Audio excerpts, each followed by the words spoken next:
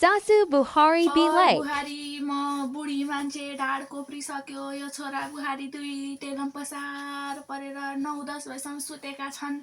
हाम्रा पालामा त यस्तो काँडा पाउँथे र माटाको घर हुन्थ्यो, पुरै पोत्नु पर्थ्यो, बढार्नु पर्थ्यो। बिहानै उठेर 6 बजे उठाउन आउँथे सासु। अहिलेको 10-11 बजीसम्म सुत्छन् थुक्का।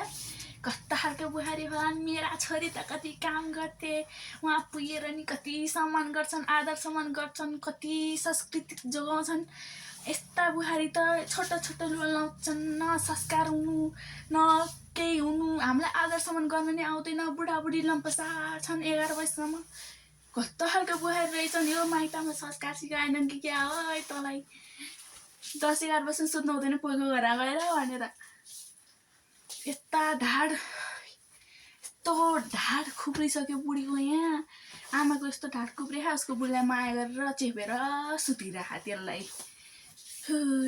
अब बढार्नु पर्यो आफै। हाम्रा त 11-12वटा गाई भैँसी हुन्थे, घाँस काट्ने, दुध दुहुने, काप्राउने पुऱ्याउने, मोही पार्ने, दही राख्ने, दुध तताउने सबै गर्नु पर्थ्यो हामीले त। यस्ता त बुहारी कसैको नि हुँदैनन् है। होइन हो आमा, किन कराउनु भएको यसरी बिहान बिहान? किन कराउनु पर्यो यसरी बिहान बिहान? कति चाहिँ बज्यो र? जम्मा 11 त बज्यो। अब उठेर खाना पकाइहाल्छु नि एकछिनमा। किन कराउनु भएको त्यसरी? मलाई यसरी ठाडे हात चाहिँ नलाउनु न आमा। म मऱ्यो भने के हुन्छ? तपाईँको छोरा बाँच्छ?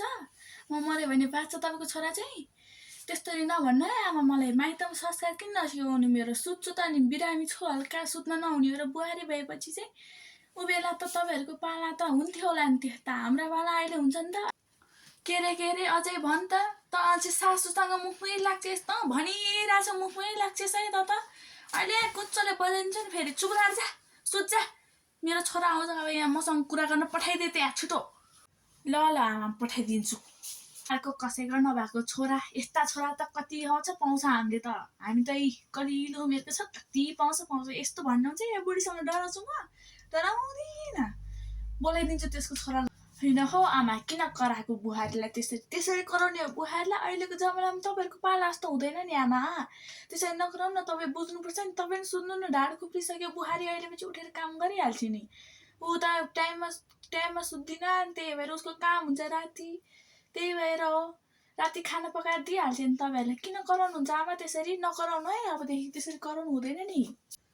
ल छोरा, तेरो जो तैँले कति राम्रो कुरा गरिस्, मैले कति दुःख गरेर पढाएँ हुर्काएँ।